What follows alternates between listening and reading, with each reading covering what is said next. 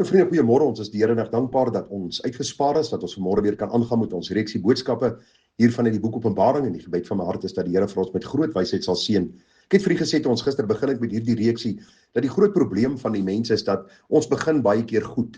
Ons begin goed in 'n saak, ons begin vol ywer, vol vuur, vol entoesiasme. En soos tyd aangaan, begin dinge vervaag in ons lewe, begin daar dinge in ons lewe wat kwyn, ons is nie meer so opgewonde nie, daar's nie meer soveel entoesiasme in ons harte oor die bepaalde saak nie, en dis ook ongelukkig van toepassing op die saak van die Here. Ek het bietjie met u gepraat oor die stigting van ons gemeente so 4 jaar gelede, en die geweldige opgewondenheid wat ons beleef het, en vir u gesê, hoe ek agterkom, dinge is besig om te taan, en daar is so bietjie 'n laksheid onder mense, en so bietjie 'n kwessie van, dis nie meer so belangrik soos dit was 4 jaar terug nie, en het ek vir u gesê, dit is noodsaaklik om te gaan kyk na die gemeentes in Openbaring, want u sien by hierdie gemeentes het presies dieselfde gebeur, as in ons gemeente gebeur, soos wat in enige gemeente mag gebeur. Daar is 'n opgewondenheid, en dan kom maar 'n tyd waar ons so bietjie begin taan, en dit wat ons doen, ons ywer vir die Here, vir sy werk, vir sy saak, vir sy naam, vir sy eer, en dan het ons nodig dat die Here ons weer sal oproep in sy woord, want dit is toch presies wat die Bybel vir ons sê, in Hebreërs 4 vers 12 en 13, die Bybel sê, dat die woord van God is lewendig en kragtig en skerper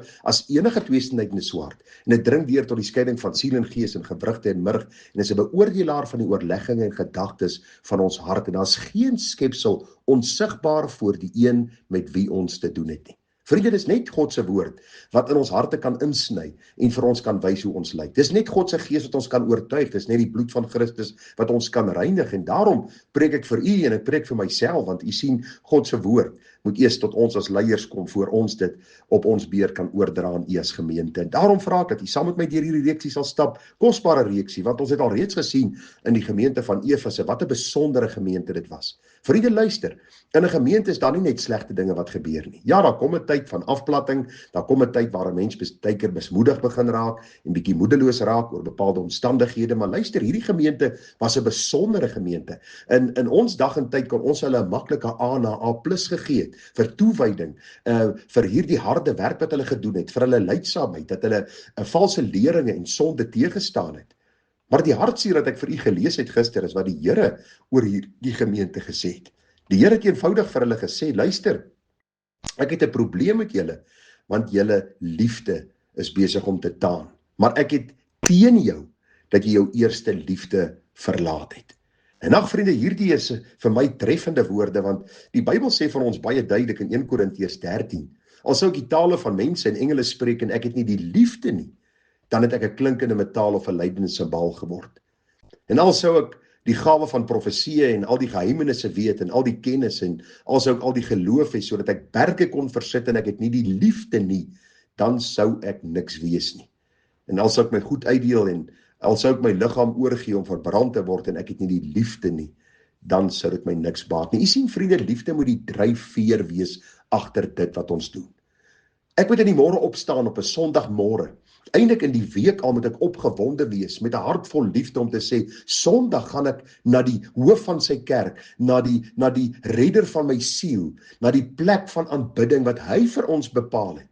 En ek gaan moeite doen om daar uit te kom, ek gaan opstaan met 'n hart van opgewondenheid, en ek gaan in my kar klim en met vreugde die pad aandurf, en ek gaan daar sit en hartlik saam met die gemeente sing, en ek gaan my broers en my susters hartlik groet, en ek gaan die liefde van die Here daar indra, want die liefde van Christus dring my.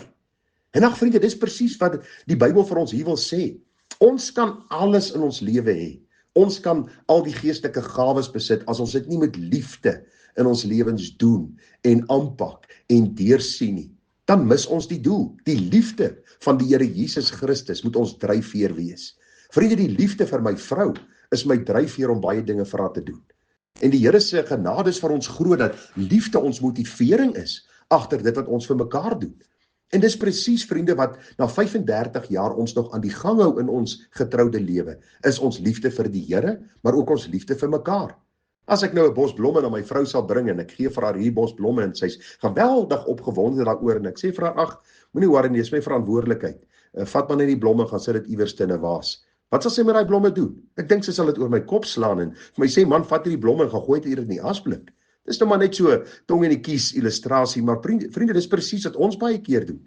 Baie keer kom ons by die kerk aan, baie keer doen ons dinge vir die Here, baie keer praat ons oor die Here en is so half dis maar wat ek maar moet doen en weet jy, ek wil tog nou nie eendag weet by die Here te veel straf kry nie, maar dis nie regtig vir my iets wat my mee opgewonde maak nie. Ek onthou na my redding, vriende, die opgewondenheid waarmee ek goed gedoen het. Want jy sien die liefde wat die Here in my hart uitgestort het vir hom, was so brandend. Dit het soos 'n vuur hoog gebrand en ek het met groot ywer en entoesiasme en opgewondenheid sy wonderlike waarheid uitgedra. Ek onthou op daardie stadium aan die begin van my redding, het ek 4 keer op 'n Sondag eredienste gaan bywoon. As ons gemeente se erediens klaar was, dat ek 'n kerk gaan soek wat se erediens later as ons in begin het, dat ek net nog 'n diens kon bywoon. Daar was so opgewondenheid in my hart en moet ek bely en oor die jare dinge by my ook begin taan en het ek net besef, Here, ek het nodig dat U deur U Gees weer die vuur hoog sal laat brand in my hart. U onthou wat het Warren Wiersbe gesê, what we do for the Lord is important, but so is why we do it. Just think of it. It is possible to serve, sacrifice and suffer for the Lord's sake and not really love Him. Dis noodsaaklik om die Here lief te hê met alles in ons binneste, dat dit ons motivering sal wees. En ek wil U vra, vriende, dat U en ek vanmôre opnuut ons eie hart sal ondersoek. En vir die Here sal vra, Here, is dit U liefde wat my nog motiveer om te doen wat ek doen? Is dit nog U liefde wat my motiveer om in die môre op te staan en stiltyd te hou?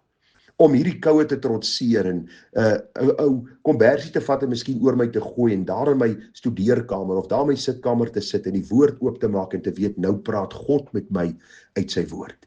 Is dit nog die liefde wat my dryf om te antwoord in gebed en te sê, Here, ek hoor wat U vir my sê en ek wil doen wat U vir my sê.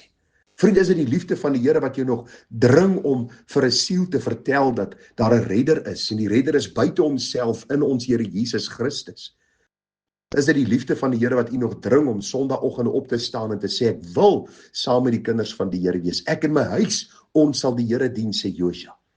Is daar die liefde nog 'n liefde wat U hart motiveer om te roep na die hemele, wanneer daar in jou lewe sonde te bespeer is, wanneer daar 'n struikelblokke in jou lewe is, wanneer daar uitdagings is? Want U sien, die Bybel sê vir ons dat die liefde van Christus dring ons. Dis sy liefde wat ons dring. En daarom is die gebed van my hart dat U en ek vanmôre sal sien dat die Here ook met ons wil kom praat, om vir ons te vra, wat is jou motivering, waarom jy dinge doen? U onthou op 'n stadium met die Fariseërs en die Sadduseërs die Here kom versoek met 'n vraag. En hulle het vir hom gesê, Meester, wat is die groot gebod in die wet? Jesus antwoord hom, jy moet die Here jou God lief hê met jou hele hart, met jou hele siel en met jou hele verstand. Dit is die eerste en die groot gebod.